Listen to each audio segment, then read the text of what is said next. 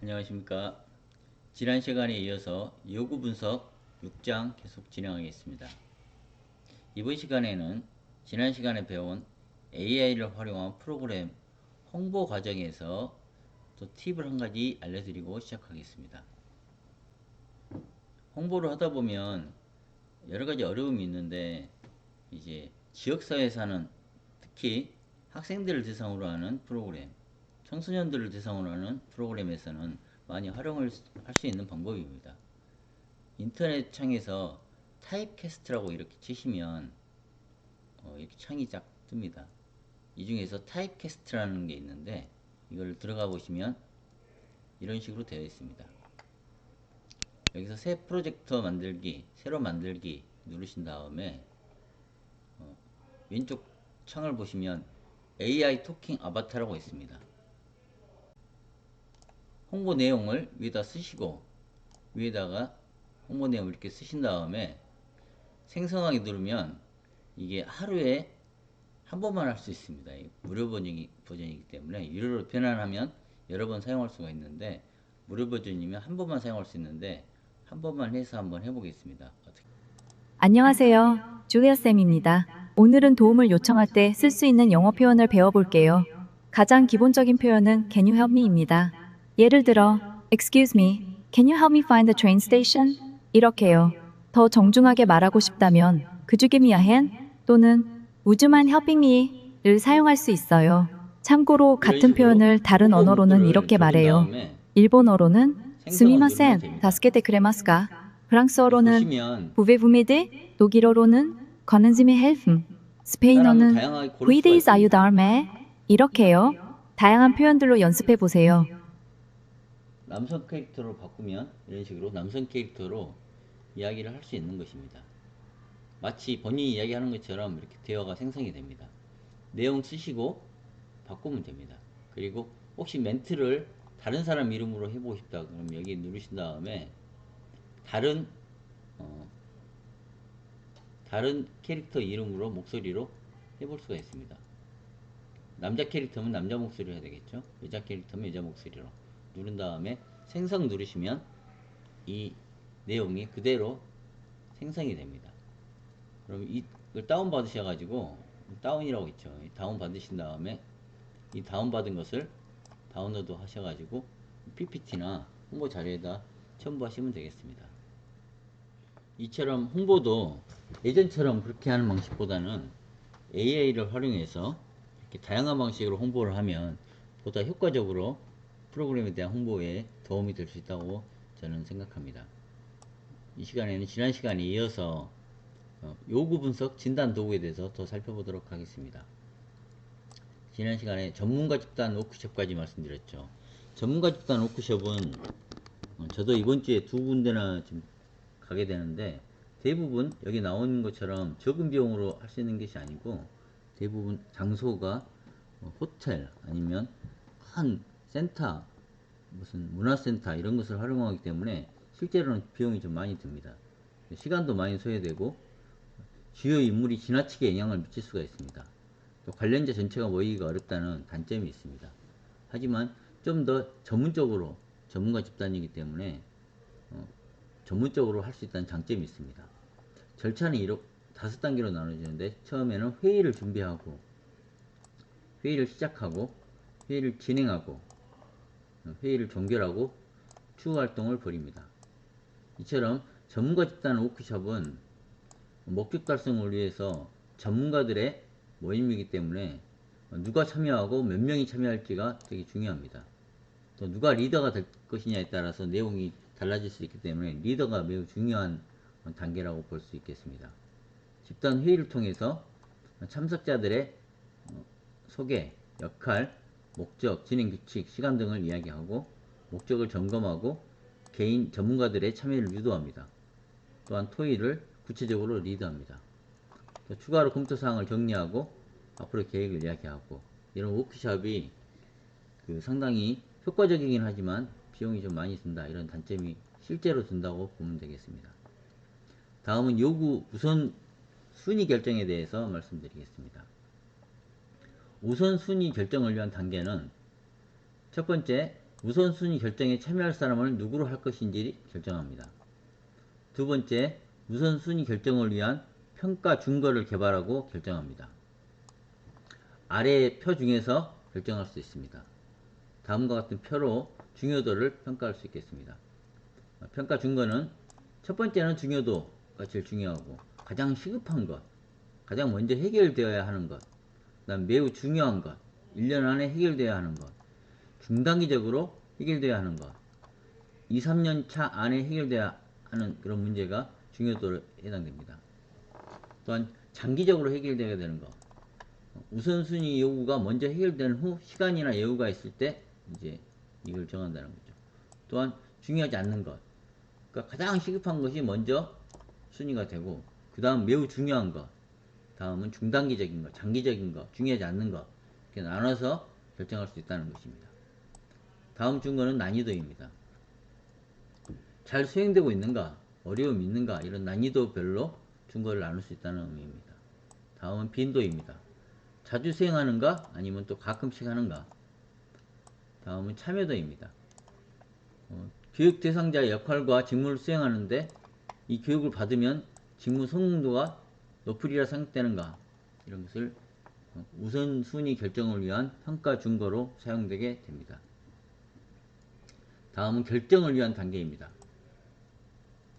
셋째 단계는 평가 준거에 따라 우선순위 차트의 아이디어를 기록합니다.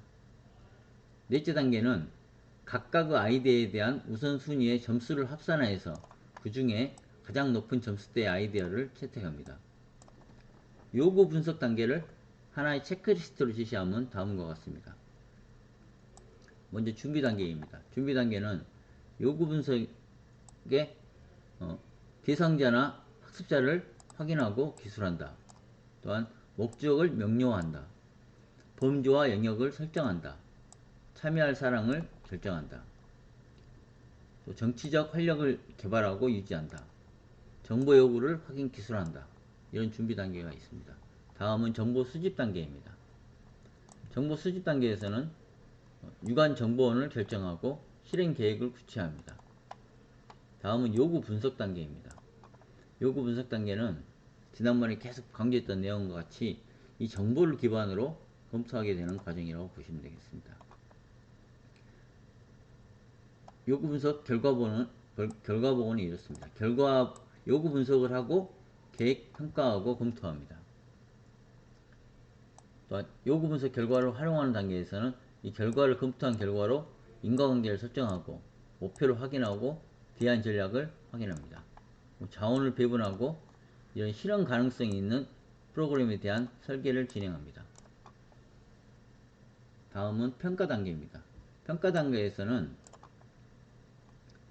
이 요구 분석의 활용 기준을 파악하고 실현 가능성 기준을 파악하고 적절성 기준을 파악하고 정확성 기준을 파악하여서 피드백을 제공하는 것이 평가 단계의 과정이라고 보시면 되겠습니다.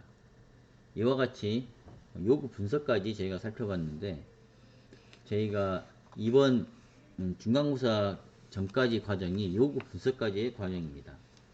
그래서 제가 다시 한번 우리 지금까지 배웠던 내용들을 간략하게 정리해보는 시간을 갖도록 하겠습니다. 이번 시간에는 저희가 요구 분석의 필요성과 요구 분석의 유형과 요구 분석 절차, 진단 도구, 우선순위 설정까지 살펴보았습니다. 이 요구 분석은 교육 과정이나 프로그램 설계하기 전에 관련된 요구, 즉 문제들을 확인하는 방법입니다.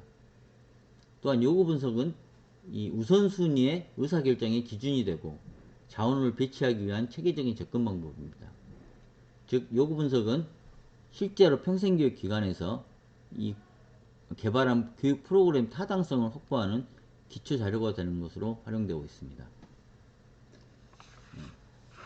지금까지 배웠던 내용들을 한번 살펴보겠습니다.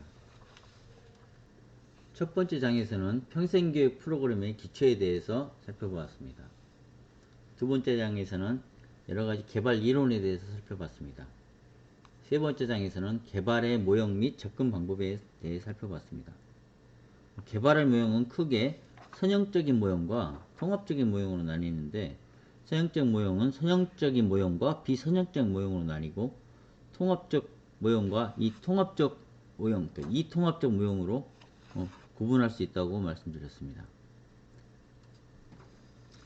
다시 한번 요약해 보자면, 선형적 모형과 비선형적 모형으로 나뉘는 것은 선형적 모형이 가장 일반적인 방법이고 주로 평생교육 현장에서 사용되는 전통적인 방법입니다.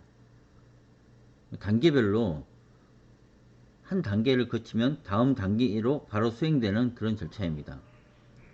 이렇게 평생교육 현장에서 이 선형적인 모형이 가장 많이 활용되는 이유는 단계마다의 과업이 명확하고 단순화해서 안정감을 가지기 때문입니다.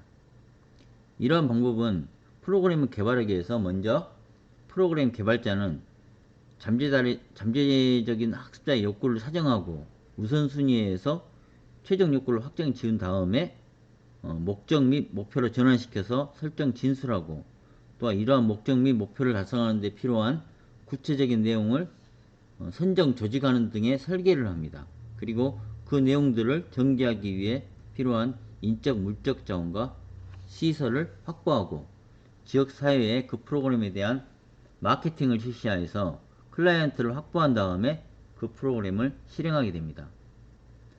그러나 이 모형은 조직과 외부 환경을 정적인 것으로 가정하고 있다는 것이 단점이라고 보겠습니다. 근데 현실적으로 보면 모든 기관이 이 정적이지 않고 상당히 역동적입니다.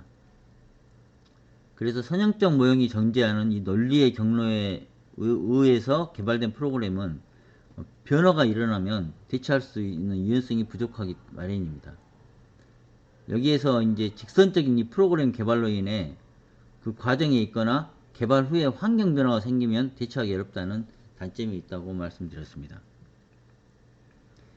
이제 반대로 비선형적인 모형은 각 단계가 하나의 절차만을 수행하는 것에 반해서 동시에 몇 개의 절차로 이루어진다고 말씀드렸습니다. 시간상의 제약을 받지 않고 각 단계가 순환적으로 계속 반복되는 특징이 있습니다. 그러니까 이거는 사실 선형적 모형과 통합적 모형, 또 이런 이통합적 모형, 이런 것은 개발자가 초보자일 경우에 많이 사용됩니다. 왜냐하면 비선형적인 모형은 경험이 많고 숙련된 프로그램 개발자들이 선호합니다. 비선형적인 모형에서는 프로그램 개발자가 자신의 전문성과 자율성을 최대한 발휘하여 나름의 프로그램 개발 과정을 밟도록 허용합니다. 그렇다고 해서 개발 원칙이 없거나 마구잡이로 행해지는 건 아닙니다. 여기서도 다른 모형과 같이 몇 가지 원칙이 적용됩니다. 다만 개발자의 재량에 의해서 좀 더 창조적으로 프로그램이 개발된다는 점이 다른 점이라고 볼 수 있겠습니다. 개발 많이 해본 경험이 많은 개발자는 각자의 자기 개발 기법이 있기 때문에 중요한 부분에서는 자신의 직관과 예지를 바탕으로 프로그램을 개발하기 때문입니다. 이것은 비선형적인 모형이 비체계적이라는 의미가 아니라 프로그램 전문가의 재량권이 중시되는 획일적인 절차를 피한다는 것을 의미합니다. 이 화면에 보는 것처럼 프로그램 평가가 적분의 중심 핵이 됩니다. 각 단계마다 적절한 평가 활동이 되풀이돼서 피드백이 되기 때문에 선형적인 모형에 비해서 훨씬 더 어렵고 훨씬 더 많은 자원이 필요하고 개발에 상당한 전문성이 요구되는 이 자료가 비선형적인 방법입니다. 다음은 통합적인 모형과 이통합적 모형을 보겠습니다. 통합적 모형은 체제 분석 모형이라고도 불리는데 체제 분석 과정을 통해서 프로그램을 접근하기 때문입니다. 이 모형은 모든 조직의 프로그램 개발에 적용할 수가 있는데 여기에서는 투입과 산출, 즉 외부 환경과의 상호작용 등을 주요한 변인으로 설정하여서 개발합니다. 통합적 모형에서의 프로그램 개발하는 방법을 총체적 이렇게 말하기도 하고 분석적 이렇게 말하기도 합니다. 이것은 그만큼 개발 과정이 복잡하고 개발자들이 전문적인 능력이 필요하지만 다른 모형에 비해서 개발 오류 과정이 최소화된다는 장점이 있기 때문입니다. 다음은 이통합적인 모형입니다. 이 통합적 모형은 가장 쉽게 사용하는 방법인데 여기에서는 새로 개발한다기보다는 다른 기관에서 사용하는 프로그램을 그대로 모방해서 수정해서 보완해서 사용하는 방법을 말하기 때문입니다. 그러므로 이 프로그램 개발자가 특별한 기술이나 능력이 없어도 프로그램을 개발할 수 있습니다.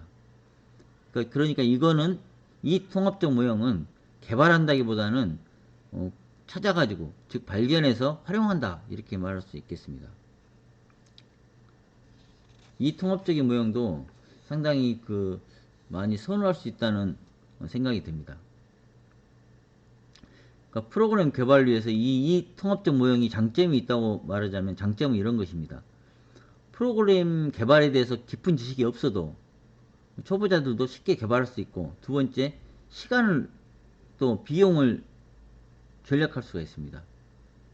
또 비슷한 지역에 지역 사회가 비슷하고 주민 특성이 비슷한 조건에서는 거의 결과가 비슷하게 나오기 때문에 결과를 예측할 수 있다는 장점이 있습니다. 이 통합적인 모형에서는 학습자를 자세히 조사해보지 않기 때문에 개발하는 과정에서 학습자들의 요구가 무시될 수 있고 현실성이 좀 부족할 수 있지만, 장기적으로 하기는 어렵다는 단점이 있지만 또 빠르게 만들 수 있고, 비슷한 지역에서 만든 프로그램은 거의 결과가 비슷하다 이렇게 예측할 수 있다는 장점이 있다고 말씀드리겠습니다. 다음은 프로그램 개발의 절차입니다. 절차는 사실 학자들마다 다양하게 구분하고 있습니다. 그 모형별로 어떤 분은 4단계, 어떤 분은 3단계, 어떤 분은 5단계 이렇게 다 설정을 다르게 할 수 있는 거죠. 즉 5단계라고 하면 기획, 설계, 실행, 운영관리, 평가, 개정 이렇게 나누는 거고, 4단계라고 하면 기획, 설계, 실행, 평가 이렇게 4단계로 나누는 거고, 또 기획, 실행, 평가 3단계로만 개념할 수도 있습니다. 그렇지만 마찬가지로 몇 가지 하위 단계로 또 세분할 수가 있다는 거죠. 개발 절차를 김진아 학자가 말한 모델로 말하자면 크게 나눌 수가 있는데 5단계로 나눌 수가 있습니다. 프로그램 기획, 프로그램 설계, 프로그램 마케팅, 프로그램 실행, 프로그램 평가 이렇게 구분할 수 있죠. 프로그램 개발 절차에 대한 5가지 모형이라고 보면 되겠습니다. 또한 4단계 모형도 또 있습니다. 또 3단계도 있다고 말씀드렸죠. 이거는 각 학자마다 좀 다르기 때문에 거의 비슷한 하부 구조를 가지고 있다 이렇게 보시면 되겠습니다. 평생교육 프로그램의 기획과 실행과 평가 단계에 대해서 다시 살펴보겠습니다. 평생교육 프로그램의 기획은 학습자들의 건전한 성장 발달과 적절한 사회적 적응을 돕기 위한 프로그램의 개발 여부는 물론 구체적인 프로그램 활동에 대한 의사결정 과정이라고 볼 수 있겠습니다. 즉, 어떠한 프로그램을 개발할 것인가에 대한 사전에 결정하는 과정입니다. 따라서 이 단계에서는 개발하고자 하는 구체적인 프로그램 목적과 목표 및 그것을 달성하기 위해 수행해야 되는 제반 모든 활동들을 미리 예상해서 프로그램 실행과 평가에 취할 행동들이 어떻게 되는지에 대한 일련의 체계적인 결정을 하게 됩니다. 그럼으로써 프로그램 개발하기 위한 선행 조건으로 기획을 하게 되는데, 이 기획 단계가 이후 전개될 실제 프로그램 개발 과정에서 많은 영향을 끼치게 됩니다.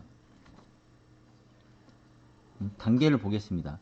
처음에 요구사정, 욕구사정 이렇게 말하는데 요구조사죠. 요구조사가 되게 됩니다.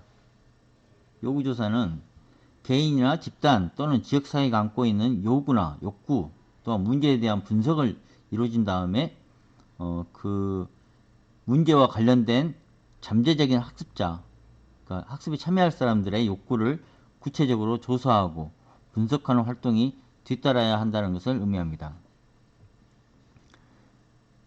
그것은 결국 그 평생교육기관 및 그 지역사회의 상황을 고려해서 중요성과 심각성, 파급성 정도에 따라서 우선순위를 설정하고 제대로 요구사항이 돼야지만 그 프로그램이 효과가 있고 효율성이 높일 수 있고 또한 학습자들의 발달과 변화가 촉진될 수 있다는 것을 의미합니다. 다음은 목적과 목표 설정입니다. 학습자를 대상으로 요구사정을 통해서 밝혀진 내용을 토대로 해서 우선순위를 정하고 또한 적용 대상이 결정되면 그 욕구의 충족을 위한 구체적인 목표를 설정해야 되는데 이것은 곧 프로그램의 목적과 목표가 됩니다. 프로그램의 목적과 목표는 직접적으로는 그 해당하는 학습자 개인 또는 집단의 발달과 변화에 관련되는 것이 보통이지만 경우에 따라서는 지역 사회의 발전과 또한 평생교육 기관 자체의 역량 강화와 관련이 되기도 합니다. 다음은 프로그램 내용을 선정하고 조직하는 겁니다. 선정하고 조직하는 것은 필요한 교육 활동 이런 것을 결정하는 것을 말합니다. 교육 활동의 범위를 정하고 또한 타당한가, 학습자의 흥미가 있는가, 성취가 가능한가, 실용성이 있는가, 지역성이 있는가 이런 것을 조건에 부합하는지를 확인하는 단계라고 보시면 되겠습니다. 다음은 프로그램 실행 방법 선정 및 활용 자원의 결정입니다. 프로그램의 목적과 목표가 학습자들의 어떤 발달 변화를 통해서 유도할 것인가를 내포하고 그 내용을 무엇인지를 통해서 어떤 변화를 유도할 것인가 이런 것을 의미한다면 그 실행 방법이라는 것은 이러한 변화를 실질적으로 일으키는 수단이 됩니다. 따라서 어떤 방법이 필요하고 그 의도한 대로 변화를 가져올 수 있는가 이런 것에 대한 타당성이 있어야 됩니다. 즉 이것을 만족할 수 있는 적절한 실행 방법이 선정되어야 된다는 것을 의미합니다. 다음 단계는 프로그램 평가 계획 수립입니다. 프로그램이 종료한 다음에 그 지향했던 목표를 달성하는지 확인하는 것은 아주 계획 세우는 데 주가 될 수 있습니다. 근데 이것을 꼭 성과 평가할 것만 아니라 점검 활동을 통해서 즉 모니터링을 해봐 가지고 거기에 대한 과정 평가에 대한 구체적인 계획도 수립이 되어야 됩니다. 이러한 과정 평가에 대한 계획은 실제 프로그램의 활동 계획과 일정, 그 다음에 코스 설계를 참조해서 진행 상황을 점검하는 데 관련해서 이루어져야 됩니다. 다음은 프로그램 실행과 인력 편성입니다. 프로그램이 효율적으로 실행되기 위해서는 지금까지 언급한 모든 요소가 제대로 갖춰진 것은 당연하지만 이것을 실제로 할 수 있는 인력이 확보되어야 됩니다.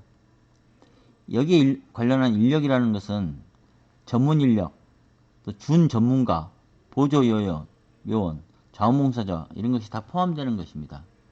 각자 위치에 맞는 적절한 업무를 분담하고 또한 그 업무를 이해하고 이걸 토대로 협력이 잘 이루어져야지 실제 실행이 효과적으로 진행될 수 있습니다. 다음은 예산 편성입니다. 아무리 프로그램이 좋아도 예산이 부족하면 어렵습니다. 그래서 재정 확보가 충분히 되어야 됩니다. 먼저 프로그램에 필요한 소요 예산을 크게 직접비와 간접비로 구분해서 편성하고 그 예산을 확보할 수 있는 조달 계획을 수립해야 됩니다. 다음으로는 실제 실행입니다. 실행에서는 사전에 기획되고 설계된 프로그램을 실제로 설정된 목적과 목표를 효과적으로 달성하기 위한 구체적인 활동을 전개해 나가는 과정을 이야기합니다. 실제 그 프로그램은 가정 또는 가설로 이루어진 거기 때문에 실제 현장에서 해봐야지만 검증되고 비로소 그 가치가 실현된다고 보여지는 것입니다. 아무리 계획을 치밀하고 아무리 꼼꼼하게 계획했다고 할지라도 실행하지 않으면 무의미한 문서에 지나지 않기 때문입니다. 실행 단계에서는 그 실제 해보는 것 이것이 가장 중요한 과정이라고 보여집니다. 그러므로 효과적으로 이걸 할 수 있는 전문가의 전문성과 효과적인 운영관리가 무엇보다 중요하다고 볼 수 있겠습니다. 다음 단계는 실행계획 수립 단계입니다. 이 프로그램의 실행이 효과적으로 이루어지느냐 이것의 여부는 어떻게 계획이 잘 되었느냐 이렇게 본다고 해도 과언이 아닐 것입니다. 그만큼 이 실행계획이라는 것은 프로그램 실행에 있어서 중요한 과정입니다. 여기서 말하는 실행계획이라는 것은 주로 프로그램 실행에 관련된 제반 요소들을 사전 점검하고 구체적으로 프로그램을 실행안을 작성하고 또 실행에 필요한 상황을 확인하고 이런 점검표를 활용해서 준비 활동을 철저히 확인하는 것을 이야기합니다. 다음은 마케팅입니다. 다 이렇게 준비가 모두 완료돼가지고 조건이 다 되었다 할지라도 실제 참여할 사람이 없으면 안 되는 거죠. 학습자들이 참여가 확보되지 못하면 이 프로그램이 미용지물입니다. 따라서 프로그램 실행에 대한 계획이 완료되려면 잠재적 학습자, 즉 그 지역 주민들의 참여를 유도하는 데 관심을 기울여야 됩니다. 그래서 처음에 말씀드린 것처럼 다양한 방법으로 SNS를 활용하고 또는 가상 AI를 활용하고 해서 홍보로 주민들이 참여를 해야 된다는 것이 매우 중요하다는 것입니다. 여기서 필요한 용어가 바로 마케팅입니다. 지역 주민에게 이 프로그램이 이렇게 마련되어 있다 알려가지고 서비스를 이용할 실질적인 학습자 집단을 확보하는 것이 매우 중요합니다. 다음은 활용 자원의 확보 및 관리입니다. 이제 학습자 집단이 확정되고 실제 실행을 하는 데 있어서 자원을 확보하고 잘 관리해야 됩니다. 이 프로그램을 효율적으로 실행하기 위해서는 그에 따른 적절한 인적 자원과 물적 자원에 대한 확보가 필수입니다. 이와 같이 자원의 확보는 프로그램이 성공하느냐 실패하느냐 좌우하는 중요한 요소로 작용하게 됩니다. 평생교육 기관이 어떤 프로그램을 기획하고 실행할 때 성공적으로 하기 위해서는 그 주변에 있는 기타 활용 가능한 인적 자원과 물적 자원을 충분히 확보하고 또 이것을 관리하는 것이 매우 중요합니다. 그래서 유관기관과의 연계가 아주 중요하다는 것을 말씀드렸습니다. 다음은 실행 및 점검 단계입니다. 실행 단계에서는 프로그램이 지향하는 그 목표를 달성하기 위한 단계입니다. 이것을 잘 실행하기 위해서는 각자 분담된 역할을 치밀하게 진행시키고 또 상황이 갑자기 변환되면 거기에 적절하게 대응하는 것이 매우 중요합니다. 계속적인 점검이 필요하고 또 어떤 결과가 있으면 거기에 대한 후속 조치를 즉각적으로 하는 것도 매우 중요하다고 볼 수 있겠습니다. 예상되지 못한 사태가 발생하면 여기에 따라서 즉각적으로 교정하고 보완 조치하고 최선의 성과가 나타날 수 있도록 노력해야 되는 아주 중요한 단계라고 보여집니다. 다음은 마지막인 평가 단계입니다. 평가는 마지막 단계인데 이 성과를 비교하고 우리의 목적에 맞게 달성이 되었는지 확인하고 가치를 부여하는 과정을 평가 단계라고 보시면 되겠습니다. 이 과정 평가라는 이 단계에서 모든 과정에 대한 통제 조정을 하지만 전 과정들을 종합적으로 분석해야 됩니다. 그래서 이 효과성과 효율성을 판정하고 차후 이것을 개선하고 개발하기 위한 자료로 총괄적인 점검 상태에 해당되는 것이 바로 평가입니다. 이 단계에서는 구체적이고 명확하게 그 결과를 토대로 개선을 조치하고 또한 유용한 자료를 제공하는 단계입니다. 그러므로 이 평가 단계는 이 계획이 잘 됐는지 검증하는 과정이기도 하지만 한편으로는 다른 또 프로그램 개발할 때 개선책을 제공하는 중요한 자료원이 되기도 합니다. 프로그램 평가하는 활동으로는 일반적으로 자료 수집하고 분석과 해석하고 결과 보고하고 이 세 단계를 거칩니다. 즉 평가 활동은 먼저 평가된 여러 가지 자료를 수집하고 시작됩니다. 이어서 이런 수집된 자료를 분석하고 그 결과를 체계적으로 종합하여서 해석하여서 현재 우리가 실시한 프로그램의 성과를 파악합니다. 프로그램 개발의 전 과정을 분석하고 해석하고 또한 이런 결과를 명확하게 규명하는 것은 이걸 또 마찬가지로 마지막에 그 결과를 보고하고 즉 발표하고 하는 것은 그 다음 프로그램이 만들어질 때 개선하거나 개발할 때 아주 중요하게 활용되는 것입니다.